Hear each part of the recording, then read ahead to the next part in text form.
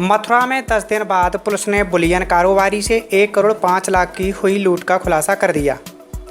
गुरुवार को पुलिस ने 3 लुटेरे समेत 7 आरोपी धर दबोचे। इनके कब्जे से 44,86,000 रुपये बरामद किए गए हैं।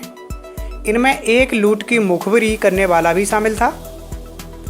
एडीजी ने बताया कि कोमल ही सराफे के यहाँ 5 साल से नौकरी कर रहा था। उसने अपने दोस्त नितेश को बताया। नितेश ने अपने दोस्त जीतू को बैंक में रकम जमा होने की जानकारी दी। लुटेरों ने 1 सप्ताह में 2 बार रेकी करके वारदात की। इनमें नितेश के पिता गिरिप्रसाद और मां जगबीरी भी शामिल रहे। फरार मास्टरमाइंड अरविंद पर 1 लाख रुपए का इनाम भी घोषित किया गया है। फिलहाल पुलिस टीमें फरार मास्टरमाइंड की तलाश में इधर उधर दबिश दे रही हैं। तो आज लूट का खुलासा हुआ है, उससे मैं पूरी तरह संतुष्ट हूँ। पुलिस ने अब तक 10 दिन 11 दिन में जो मेहनत करी है उसमें कोई भी कमी नहीं थी और पुलिस की इतनी मेहनत का ही फल है जो आज पुलिस इतनी रकम बरामद कर पाई है। और मुझे पूरा विश्वास है 3 से 4 दिन के अंदर पुलिस पूरा पैसा हमारा बरामद करके दिलाएगी। पुलिस की एफिशिएंसी में कोई कहीं भी किसी तरीके का प्रशिक्षण नहीं है।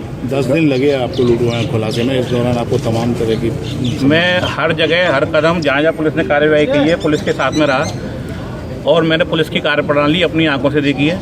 मैं 10 दिन से दुकान भी नहीं खोली है क्योंकि जब तक ये खुलासा नहीं था तब तक मैं दुकान बंद करके पुलिस के साथ ही अर्थ में रहा हूँ। इसलिए मुझे मालूम है पुलिस ने कितनी मेहनत करी। कुछ व्यापारी नेता है, उन्होंने कहा कि वो संतुष्ट नहीं है।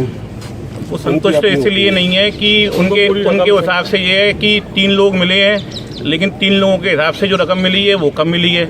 उनके हिसाब से ये है कि 4 लोग से तो 25-25 लाख के हिसाब से 75 लाख की बरामदगी होनी चाहिए, इसलिए केवल वो संतुष्ट नहीं है। पर ये तो पुलिस को मालूम है, उनकी अपनी ओपिनियन है, मेरी तो ये ओपिनियन नहीं है। उनकी अपनी ओपिनियन है। हुई एक बहुत ही सनसनीखेज और गंभीर घटना थी। इसमें 1 करोड़ 5 लाख रुपए कैश लूटा गया एक व्यापारी से। पीछे से हट जाओ यार, तुम लोग पीछे क्यों आते हो? आईजी आगरा के सुपरविजन में, एसएसपी आगरा के नेतृत्व में और मथुरा पुलिस के लगातार पिछले 10 दिन से इस घटना में दिन रात लगे रहने के बाद ये घटना वर्कआउट की गई है। इसमें अभी तक 7 मुलजिम पकड़े गए हैं। उनके पास से 44,86,000 रुपये रिकवर हुए हैं। अभी 2 मुख्य अभियुक्त बाकी हैं। उनमें से एक अभियुक्त के ऊपर मेरे द्वारा 1 लाख रुपए का रिवॉर्ड घोषित किया जाता है और इस पूरे नीचे सब करेंगे तो मैं करूँगा। अनावरण के लिए मथुरा पुलिस को मेरे द्वारा 1 लाख रुपए का रिवॉर्ड घोषित किया है। सर, इस पूरी घटना के खुलासे की लीड कहाँ से मिली? जितना बता सकने लायक हो, आपके ऑपरेशन को इफेक्ट न करे, प्लीज वो जरूर बताइए। इसमें जिसको कहना चाहिए कि बिल्कुल ग्राउंड लेवल पुलिसिंग की गई, क्योंकि जो अपराधी थे वो पुलिस की तफ्तीशों के तौर तरीक़ों से वाकिफ़ थे।